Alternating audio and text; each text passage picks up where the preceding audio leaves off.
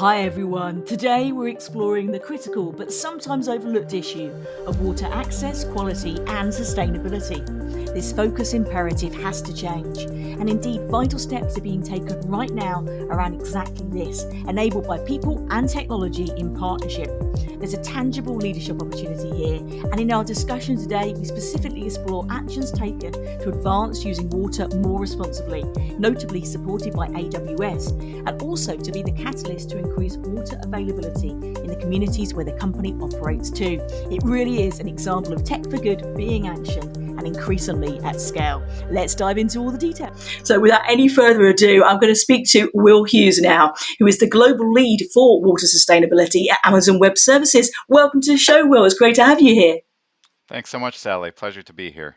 Oh, thank you so much. And again, this is something very close to heart. So it's great that you're able to join us here today. I think a great starting point before we dive into the water subject in more detail, can you just share a little bit more about your role at AWS and perhaps a moment that's mattered on your journey along the way? I think it could inspire a lot of our listeners and watchers here today. Sure. So I lead water sustainability for AWS. It's a program that we've been building internally for the past couple years. And I'd say one of the key moments that's been most rewarding has been just in the last week when we launched the program publicly at reInvent and for the first time brought to light all the work that we've been doing behind the scenes for the past couple of years. Amazing. And what an event that has been. It's fantastic, isn't it? Both on the ground and virtually, that coming together. And I think the fact that so much attention to the SDGs or Sustainable Development Goals more broadly, and then specific focus areas like water sustainability, it was embedded right throughout the event. And I love to see that. So fantastic. And it kind of sets the stage a little bit now to drill into some of those details. So looking at water sustainability specifically, perhaps we can explore some of the growing challenges in this area around supply and consumption of water. I mean, I think we've all seen so many different vectors of change coming together right now, but particularly around water, what are the key challenges you're seeing right now? Absolutely. So I'd start by saying there's not one global water crisis. It's really specific to the area what those challenges are. So in certain places, scarcity is a growing challenge, absolutely.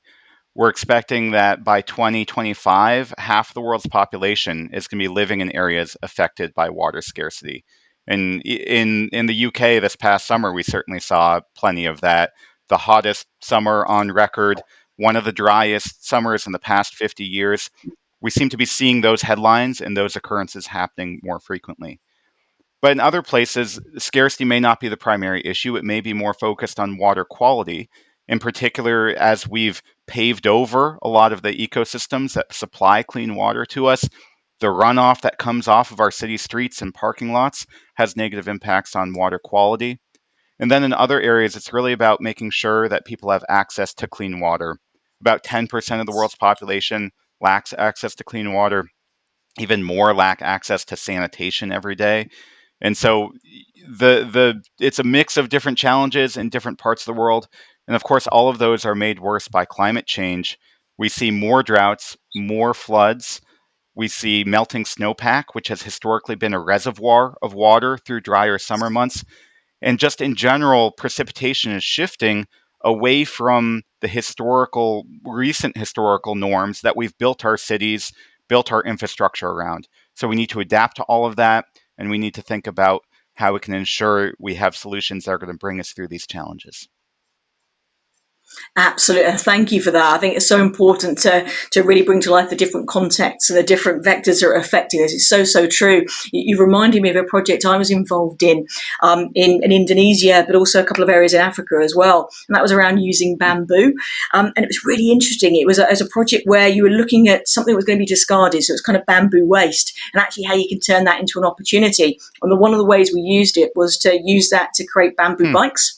And one model of this, one business model was selling that as more kind of market leading type of bikes that people would use for races, etc. But that provided the income to use the rest of the material to create bikes that were given away to local communities. And the benefit of that was not just, for example, access to school, which might be 10 kilometres away, but access to water wells as well, for that very reason you were describing about the water accessibility area. So there's so much that can be done with the latest technology data, but even pragmatism, around things that were going to be waste and discarded. So such an interesting area. And thank you for shedding a light on some of those different examples. I'm sure we'll come back to some ways of addressing those different examples a bit later on too. too. But in terms of the addressing of this, when I've been looking at some of the background and what I've been seeing happening, it's kind of like three pillars. I talk in pillars a lot, but three kind of pillars that are really the agents of change here. One is about the use of technology, either old or new, that's reimagined. One, business models, and one around the financing models as well. Those are kind of the three main tiers I think are coming together to help catalyse change. Now, what innovation are you seeing the most at the moment, and probably what you're most excited or optimistic about? I'd say there's more innovation than there has been at any other time in the water sector. So there are certainly challenges, but I'm also really excited about the new work and innovations that are coming along. The around technology, there's absolutely been an explosion of technology that is helping to conserve water and improve water quality. I think one of the really exciting areas is in agriculture and irrigation. It's the dominant user of water globally. About 70% of water globally is used in agriculture. So there's a real opportunity there to improve efficiency of irrigation. And there are tools that are helping farmers detect the moisture content of soil so that they don't have to just flood a field to irrigate, but instead be really precise about how they're using water and make sure that they're not wasting it. Another technology innovation is around helping water utilities identify where leaks are happening in their systems. About 30% of water, when it leaves a water treatment plant, never makes it to an end user because it leaks out of the pipes. In some systems, that's 50% of the water. And so there's big implications for water security, but also around carbon in those leaks because it takes a lot of energy to treat and move that water around. So there's technology that can help pinpoint exactly where that leakage is happening, so that we can go fix it and not waste the scarce resources we have. So technology, absolutely explosion of innovation there. Lots of exciting work. A lot of it also built on services like AWS, and so we're helping to usher those forward and really thinking about how can we help deploy them quicker. Around business models, I'd say broadly, there's been a shift in how we think about infrastructure in particular. That's not just the pipes and reservoirs and dams, it's also the ecosystems and the wetlands that store water, that treat it, that move it from place to place to where we need it, and integrating that better into how we think about infrastructure so that we're not paving over a wetland upstream and then having to build a dam downstream to control flooding or to store water, but that we're managing those ecosystems to protect the services they provide.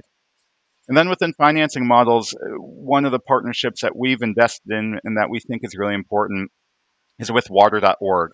And they've had a really interesting innovation in how they think about expanding water access. It's not just about villages and digging bore wells in villages. There are a lot of people who lack access to clean water in cities and on the edges of cities. That's where a lot of the numbers are in terms of addressing the challenge of water access.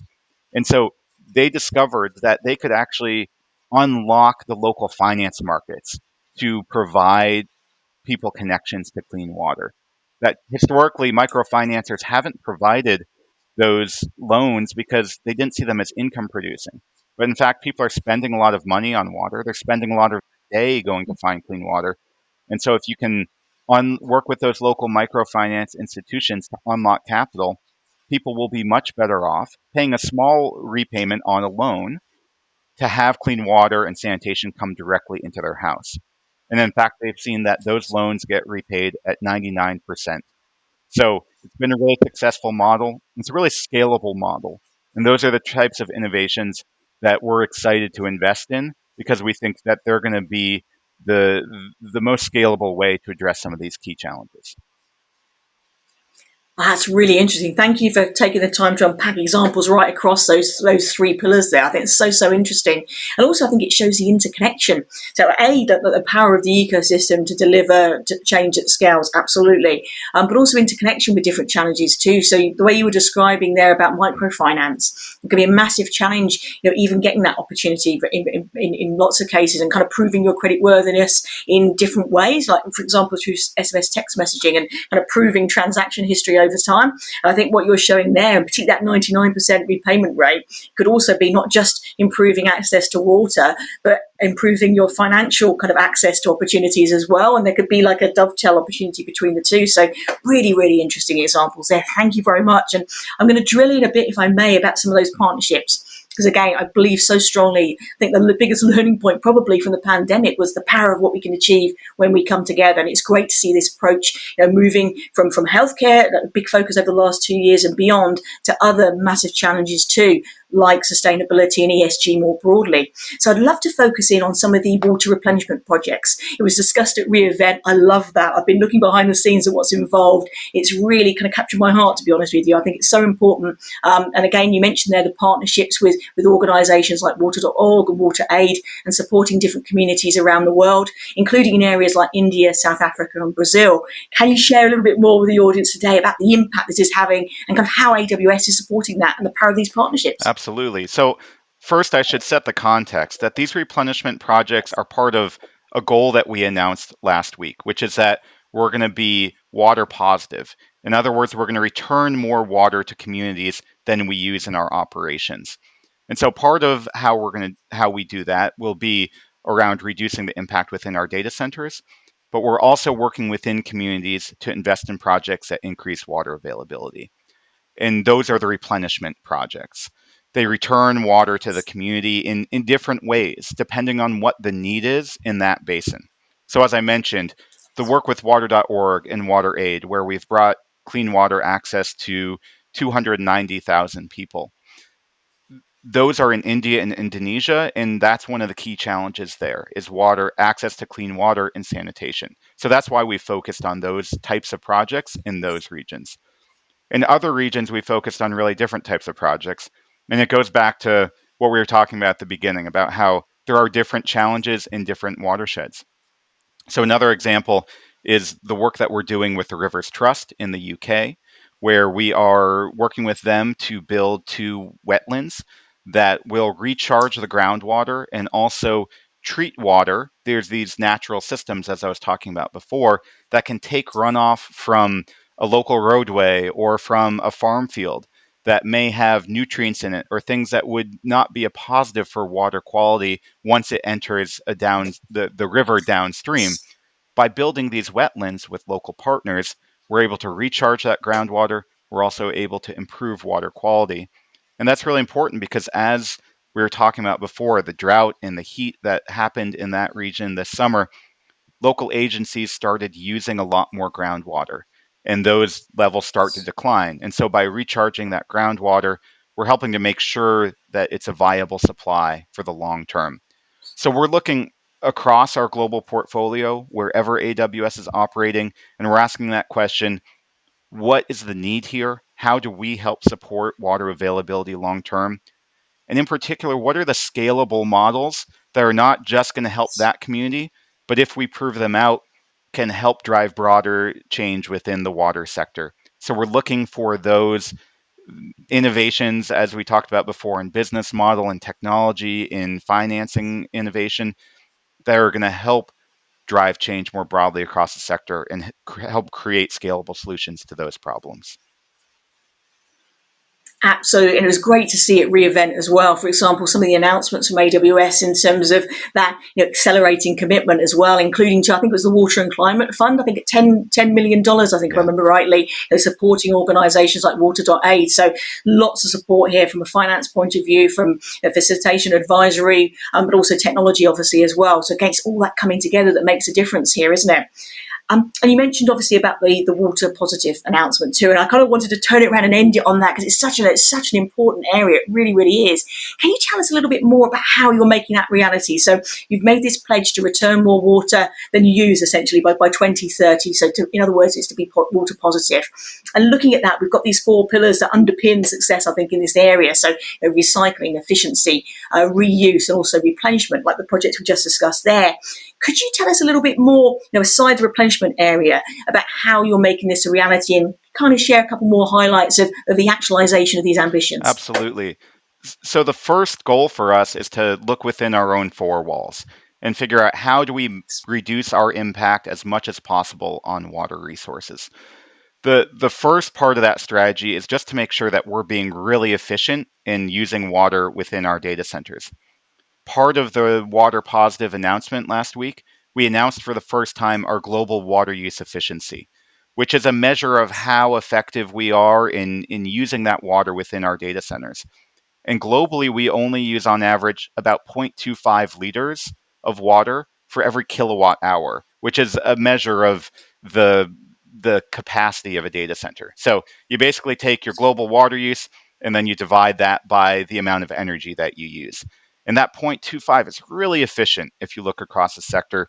You see a lot of numbers that are even over a liter or up to 2 liters per kilowatt hour. And so that 0.25, we're really excited about. There's more that we can do there, but we think we're moving in the right direction. We have a very efficient evaporative design that only uses water on the hottest days of the year. A lot of our data centers only use water maybe 5-10% of the year on those hottest days. That helps improve that efficiency.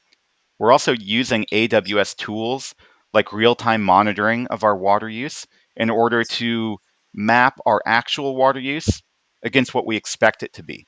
And then we can see if there is a data center that may be using more water than we'd expect. We can go figure out if there's a problem, if there's a valve stuck open, if there's been a change to the operating system that we may need to go address so that we can eliminate any water waste. So that efficiency part is a really key part of it. We're also looking to use sustainable sources of water, like recycled water. Recycled water is just treated sewage.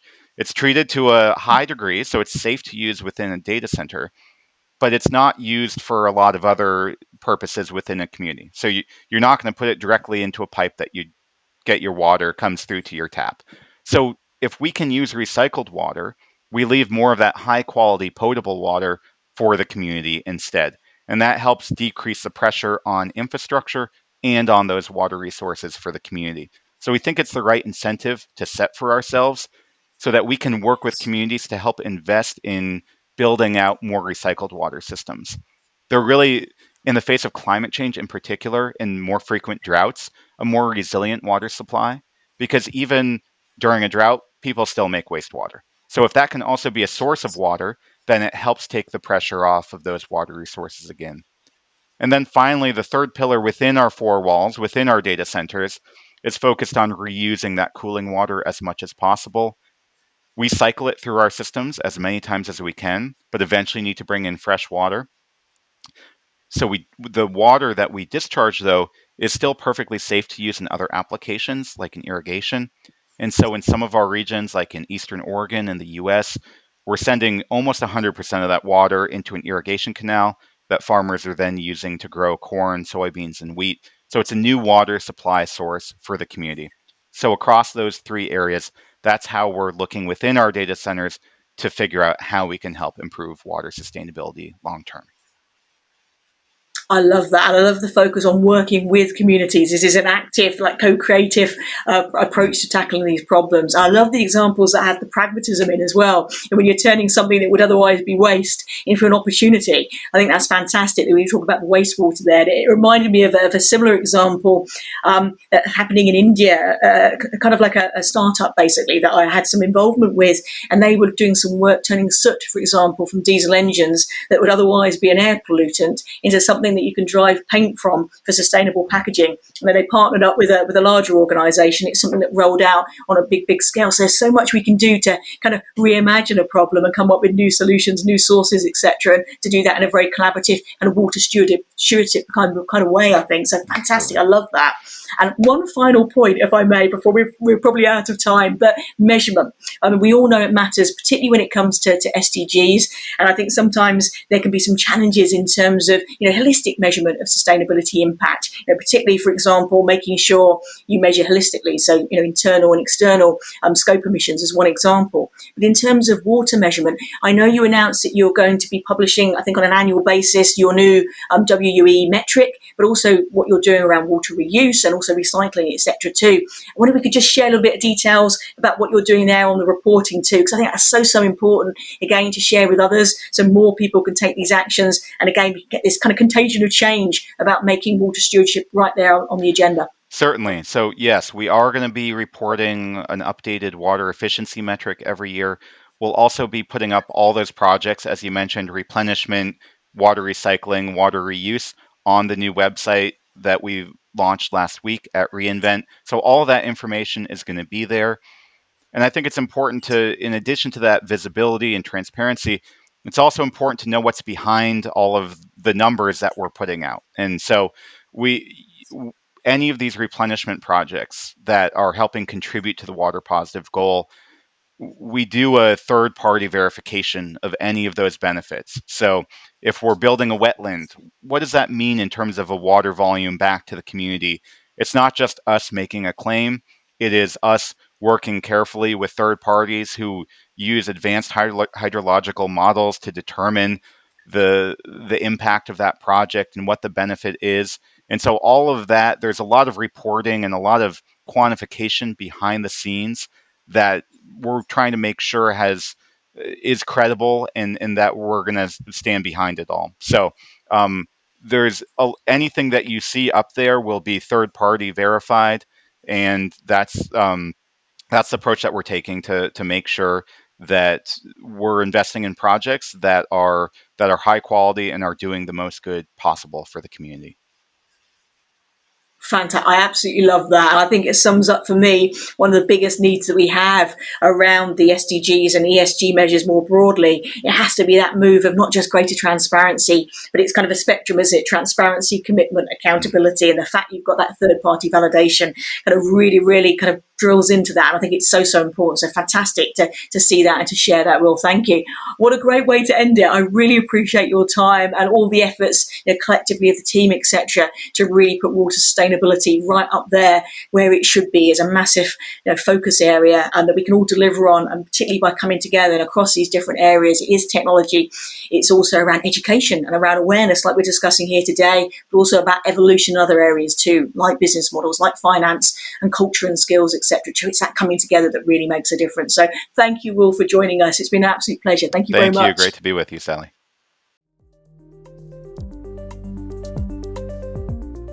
Thanks for listening to this episode of Tomorrow's Tech Today. If you enjoy what we're doing, please subscribe to us and leave a review. It really means a lot. You can also follow us on Twitter and Instagram and see more behind the scenes video footage on YouTube. Thanks for listening.